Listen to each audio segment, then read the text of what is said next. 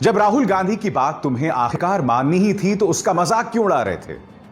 यह शख्स लगातार 12 फरवरी से कह रहा है कि कोरोना संकट एक सुनामी के तौर पर इस देश के सामने उभर कर आने वाला है, मगर उसका पहले आपके मंत्रियों ने मजाक उड़ाया, आप लोगों ने मजाक उड़ाया, अब वो हकीकत के तौर पर सामने है।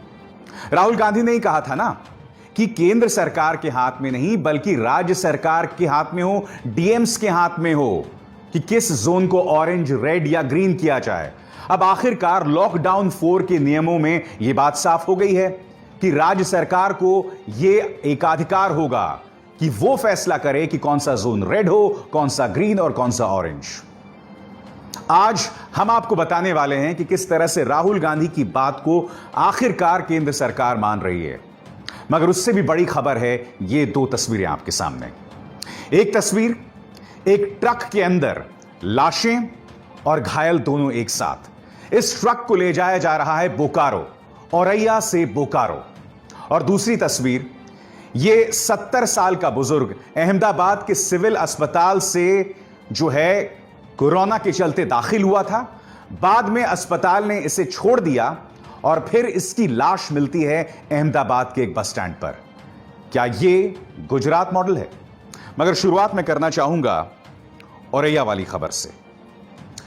हम यह सोच रहे थे कि गरीब को इससे ज्यादा जलील और क्या किया जा सकता है अगर लॉकडाउन के लिए उसे सिर्फ 4 घंटे का वक्त दिया गया, मगर नहीं। गरीब को और भी ज्यादा जिल्लत का सामना करना पड़ा जब वो अपने बच्चों के साथ इस तरह से सड़कों पर निकल पड़ा दिल्ली से बिहार की ओर। हम सोच रहे थे इससे ज्यादा जलील गरीब आखिर क्या हो सकता है, जब भारतीय जनता पार्टी का प्रचार तंत्र उसकी गुर्बत का, उसकी मजबूरी को स्वीकार करने से ही इनकार कर रहा था। मगर फिर हमारे सामने औरंगाबाद की तस्वीर आती है, जहां पटरी पर लेटे हुए मजदूर के ऊपर से ट्रेन निकल जाती है। फिर हमारे सामने औरैया की मिसाल सामने उभर कर आती है, जहां पर ट्रक में बैठा यह गरीब मजदूर को कुचला जाता है। मगर अब जो मिसाल सामने उभर कर आई है उसके लिए मेरे पास शब्द नहीं है।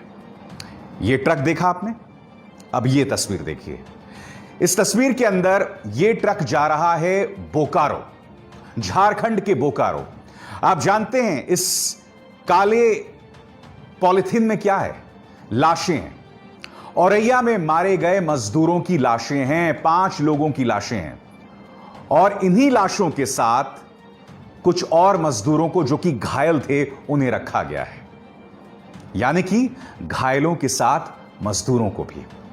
उसके बाद क्या होता है कि एक पत्रकार इस खबर को उजागर करते हैं और फिर झारखंड के मुख्यमंत्री का यह ट्वीट सामने उभर कर आता है। यह स्थिति अमानवीय एवं अत्यंत संवेदनहीन है। झारखंड की सीमा में प्रवेश करते ही घायलों का उचित इलाज सुनिश्चित करें, साथ ही मृतकों के पार्थिव को पूरे सम्मान के साथ उनके घर तक पहुंचाने का इंतजाम कर सूचित करें। जैसे ही हेमंत सोरेन का यह ट्वीट सामने उभर कर आता है, उत्तर प्रदेश प्रशासन हरकत में आती है और फिर उसे रोक दिया जाता है प्रयागराज के पास। मगर अगर आपको लग रहा होगा कि उसके बाद उनकी हालत बेहतर होती है, तो नहीं, ऐसा नहीं है। मैं आपको बताना चाहता हूं नवभारत टाइम्स में जो खबर आई थी उसके मुताबिक क्या हुआ। खबर का शीर्षक कह रहा है 5 घंटे तक हाईवे पर खड़े रहे ट्रक।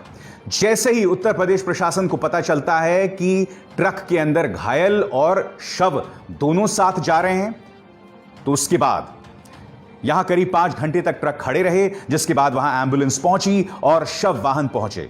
शवों को उसमें शिफ्ट करके भेजा गया। मीडिया रिपोर्ट के अनुसार एक ट्रक के ड्राइवर ने बताया कि शवों से इतनी तेज दुर्गंध आ रही थी कि आगे बैठना भी मुश्किल हो रहा था। बताया जा रहा है कि करीब 17 शवों को 3 ट्रकों में भरकर झारखंड के बोकारो और पश्चिम बंगाल भेजा जा रहा था। इनमें से 12 शव झारखंड भेजे जाने थे। मीडिया रिपोर्ट के अनुसार ट्रकों को प्रयागराज में दिल्ली हावड़ा नेशनल हाईवे पर रोका गया। बताया जा रहा है कि बोकारो जा रहे जिस ट्रक पर 8 शवों के साथ मजदूरों को बिठाए जाने की तस्वीर झारखंड सीएम ने ट्वीट की थी, उसे भी बाकी ट्रकों के साथ NH2 पर रोका गया। पूरी हाईवे को छावनी में तब्दील कर दिया गया और एक तरफ के रास्ते को ब्लॉक कर दिया गया।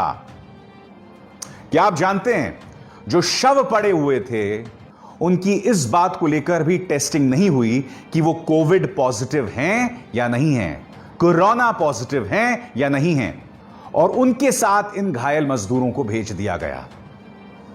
आप बताइए ना, मैंने कार्यक्रम की शुरुआत में आपने कहा कि हम यह सोच रहे थे कि गरीब को और कितना जलील किया जाएगा। एक के बाद एक इस तरह की मिसालें सामने उभर कर आ रही हैं। शर्म तुमको मगर आती नहीं। वाकई यह अपने आप में रूह कपा देने वाली खबर है कि इस तरह से हमारे गरीबों के साथ किया जा सकता है। एक के बाद एक इस तरह की मिसालें सामने उभर कर आ रही हैं। अब योगी प्रशासन इस बात का जवाब तो नहीं दे रहा है कि घायलों को लाशों के साथ आखिर क्यों भेजा, इस तरह की संवेदनहीनता क्यों, मगर वो इस तरह की सियासत जरूर कर रहे हैं। उसकी एक मिसाल आपके सामने, मुख्यमंत्री कार्यालय ने यह बयान दिया है, इस वैश्विक महामारी के समय कांग्रेस पार्टी द्वारा की जा रही नकारात्मक और ओछी राजनीति की निंदा होनी चाहिए। औरैया में प्रवासी श्रमिकों की मौत के लिए जिम्मेदार एक ट्रक पंजाब से था तथा दूसरा राजस्थान से आया था। यानी कि चूंकि ट्रक राजस्थान और पंजाब से था, लिहाजा मौत की जिम्मेदारी कांग्रेस के ऊपर है। हालांकि योगी सरकार हमें यह नहीं बता रही कि आखिर वो लाशों के साथ जीते जागते इंसानों को एक ट्रक में भेजने का काम क्यों कर रहे थे। अब इस तस्वीर को देखिए। यह बुजुर्ग जो कि अहमदाबाद के एक बस स्टैंड पर पड़ा हुआ है, उसकी लाश पड़ी हुई है। खबर जानते हैं क्या है? अहमदाबाद के सिविल हॉस्पिटल में इन्हें भर्ती कराया गया था। बाद में यह कहा गया कि आप होम क्वारंटीन हो जाएं। कोरोना पॉजिटिव हुए मगर होम क्वारंटीन आपको कर दिया जाए, यानी कि घर के अंदर आप अलहदा हो जाएं। अस्पताल की एक गाड़ी ने इन्हें इस बस स्टॉप पर छोड़ दिया जहां इनकी लाश मिली है। कायदे से अस्पताल को इन्हें घर तक छोड़ के आना चाहिए था, मगर मैं नहीं जानता कि अस्पताल की क्या मजबूरी थी कि इन्हें इस तरह से घर छोड़ दिया गया। मैं आपको बताना चाहता हूं कि क्विंट में यह खबर आई है, उसके मुताबिक डॉक्टर एम प्रभाकर, जो कि officer on duty at Ahmedabad civil hospital हैं, उन्होंने क्या कहा? The patient had very mild symptoms and as per new protocols he was asked to home quarantine. He was discharge on 14th May. When he was discharged, he was adequately fit. आगे प्रभाकर क्या कहते हैं? अस्पताल का जो परिवहन विभाग है, उन्होंने उन्हें अस्पताल से घर की तरफ ले गए, मगर रास्ता जो था वो पूरी तरह से कंजेस्टेड था, गतिरोध थे उसमें ढेरों, इस वजह से उन्हें बस स्टैंड पर ड्रॉप कर दिया गया। हम ये नहीं जानते कि उनके परिवार को उनके डिस्चार्ज के बारे में सूचित किया गया था या नहीं किया गया था। अब बताइए ना, इन दो तस्वीरों के बारे में आखिर में क्या कहूं। एक तरफ गरीब मजदूरों को, घायल गरीब मजदूरों को लाशों के साथ उत्तर प्रदेश प्रशासन ने औरैया से झारखंड की तरफ रवाना कर दिया। उसके बाद 5 घंटे तक जिस ट्रक में उन्हें भेजा गया था या जिस वाहन में उन्हें भेजा गया था, 5 घंटे तक वो सड़क पर रुकी रही। और क्या आप जानते हैं, एबीपी न्यूज के मोइन खान जब वहां पहुंचे तो पुलिस ने उनके साथ बदतमीजी की। जी हां, मीडिया को भी सच की खबर सामने लाने से रोका गया था। बताइए जवाबदेही किसकी है? और इसके बाद यह तस्वीर, यह बुजुर्ग जो अहमदाबाद के बस स्टॉप पर मृत पाया गया, यानी कि मृत्यु के बाद भी, मौत के बाद भी इन्हें गरिमा प्रदान नहीं की गई। बताइए जिम्मेदारी किसकी है? मैं आपको सुनवाना चाहता हूं कि जिग्नेश मेवाणी, जो कि विधायक हैं गुजरात से, उन्होंने इस घटना के बारे में क्या कहा और किस तरह से उन्होंने गुजरात मॉडल की बखिया उधेड़ दी। सुनिए। पिछले कुछ सालों से जिस प्रकार से देश और दुनिया में गुजरात मॉडल की डींगे मारी गई, उसका और एक बार कोरोना की इस महामारी के दौरान पर्दाफाश हो चुका है। अहमदाबाद के 70 साल के बुजुर्ग गुणवत मकवाणा, जो अहमदाबाद के दाने लिमड़ा इलाका से थे, उनके परिवार को लगा कि उनको जिस प्रकार से सर्दी और जुकाम था, कहीं ना कहीं कोरोना होगा। उनका डायग्नोसिस हुआ और कोरोना ही पाया गया। फिर उनको अहमदाबाद के अस्पताल में दाखिल किया गया। अहमदाबाद का सिविल अस्पताल, जो किसी जमाने में एशिया का सबसे बड़ा अस्पताल माना जाता था, 10 मई को उनको एडमिट किया गया और 15 तारीख को 5 दिन के बाद उनके रिश्तेदार के ऊपर फोन आया कि आपके परिवार के सदस्य गुणवंत मकवाना, जिसको आप 10 मई को यहाँ पर एडमिट किए थे, उनका डेड बॉडी 8 किलोमीटर दूर दानी लिबड़ा इलाके के बस स्टॉप से मिला है। जी हाँ, एक पेशेंट जो कोरोना का मरीज है, जिसकी उम्र करीब करीब 68 से 70 साल है, उसका डेड बॉडी सड़क पे मिलता है और पिछले 20 दिनों में दूसरी वारदात हुई है। आज मैं वाकई निशब्द हूं। मैं ये देख रहा हूं कि पहले तो आला कमान फैसला कर देते हैं और यह भी नहीं देखते कि उनके फैसले का क्या परिणाम होगा। उसके बाद जब उन्हें यह आभास होता है कि हमने गलती कर दी, तो उस गलती के लिए वो लोग माफी भी नहीं मांगते हैं। फिर गलती कर दी तो कर दी, उसके बाद तो कम से कम गलती मत करो। मगर उसके बाद और भी नई गलतियां की जाने लगती हैं और यह तमाम तस्वीर उसी की एक मिसाल है। न्यूज चक्र में आज की हमारी दूसरी बड़ी खबर है राहुल गांधी और मोदी सरकार से उनका नाता। इस शख्स ने 12 फरवरी को यह चेतावनी दी थी कि कोरोना संकट एक सुनामी के तौर पर सामने उभर कर आया था, मगर केंद्र सरकार ने उसकी सुध नहीं ली। अब कुछ ही दिनों पहले की बात है, राहुल गांधी ने क्या कहा था? राहुल गांधी ने कहा था कि दरअसल केंद्र सरकार को यह अधिकार नहीं होना चाहिए, प्राइम मिनिस्टर्स ऑफिस से जंग नहीं लड़ी जा सकती, लिहाजा यह अधिकार राज्य सरकारों के पास हो, डीएम्स के पास हो कि कौन सा जोन रेड हो, ऑरेंज हो या कौन सा जोन ग्रीन हो। क्या कहा था राहुल ने, पहले आप ये सुनिए। ये जो जोन्स बने हैं,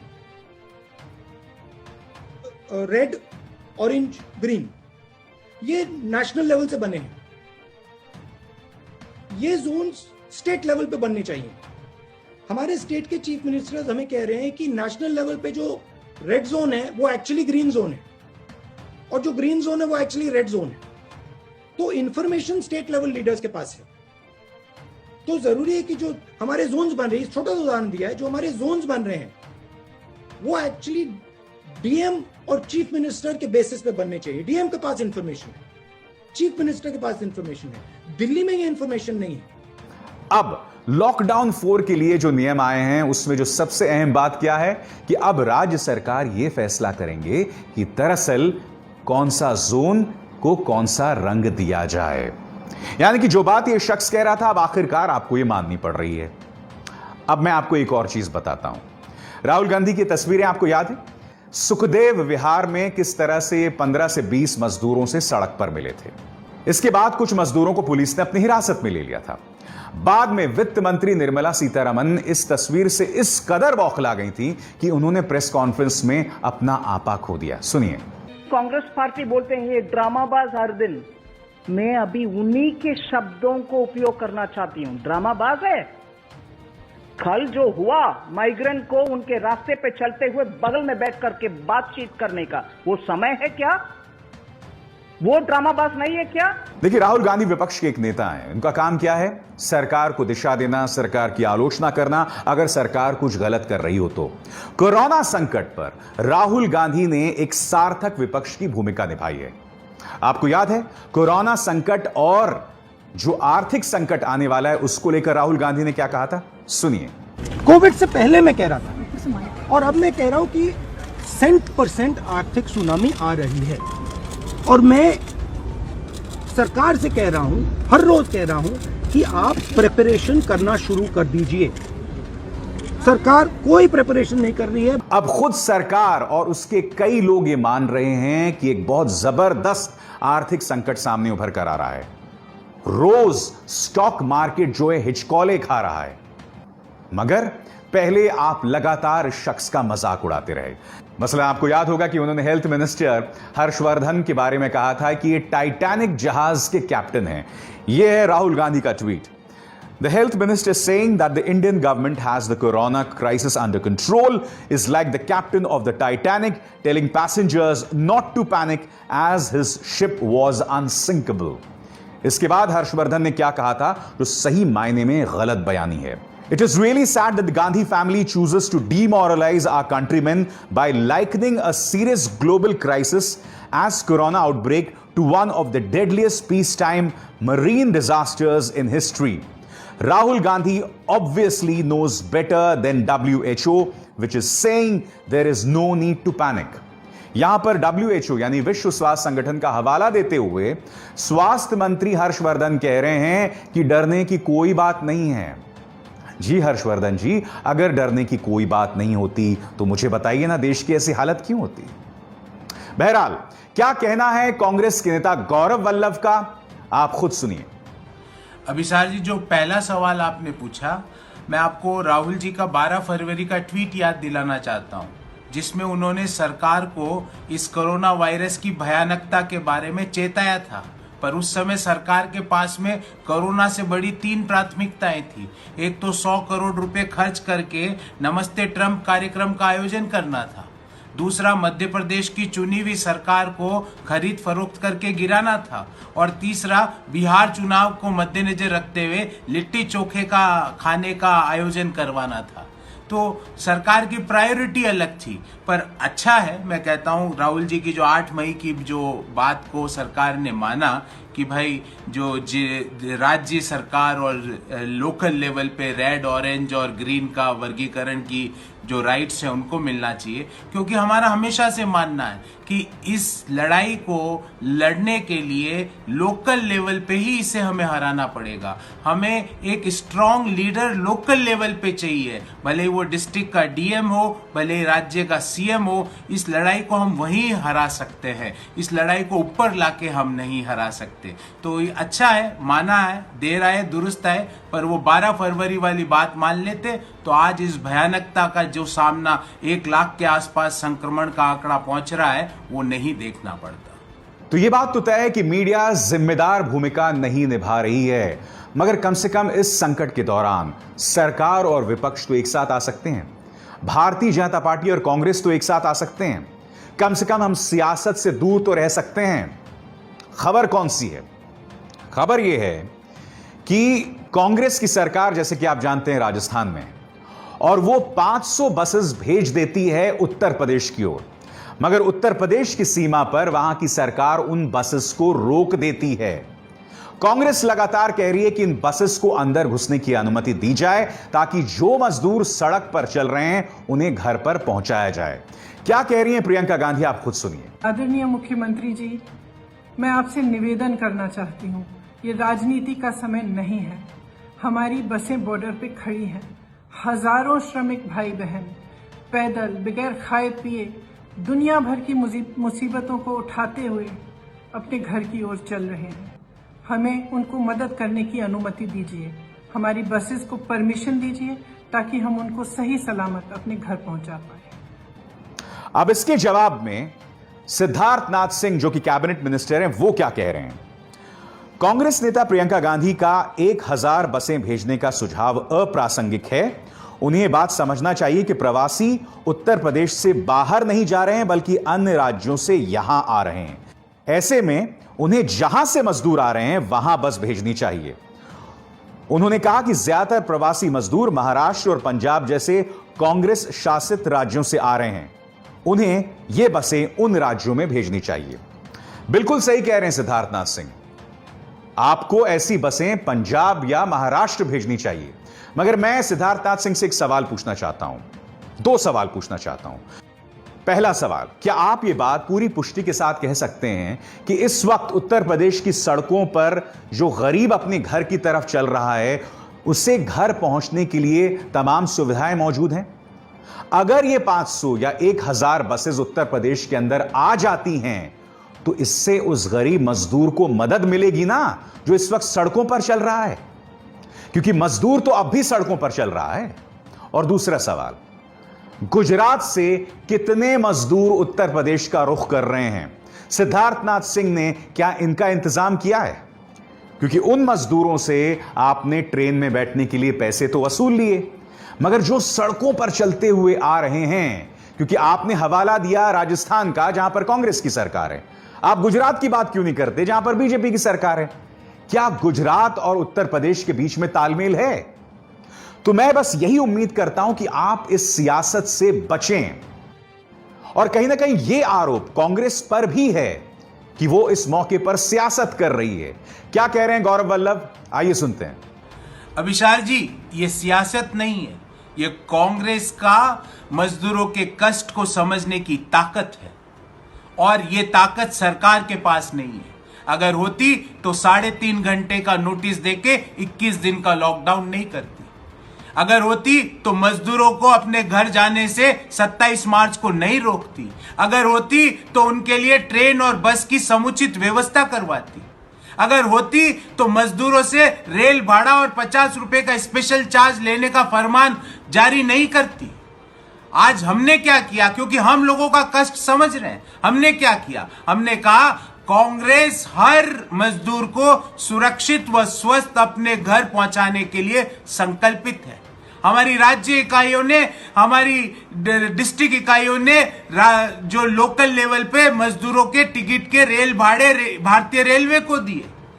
और अब जब प्रियंका गांधी जी 1000 बसें यूपी में चलाना चाहती है, इसमें क्या गलत है? जब उत्तर प्रदेश और बिहार की सड़कों पर आज भी लाखों की संख्या में लोग अपने बच्चों को सीने से लगाए हुए पैदल चलते जा रहे हैं और हम 1000 बसें चलाना चाहते हैं, तो आपको सियासत दिख रही है। ये सियासत नहीं, आपको अपनी कमी दिखनी चाहिए। न्यूज चक्र में बस इतना ही। अब इसार शर्मा को दीजिए इजाजत। नमस्कार।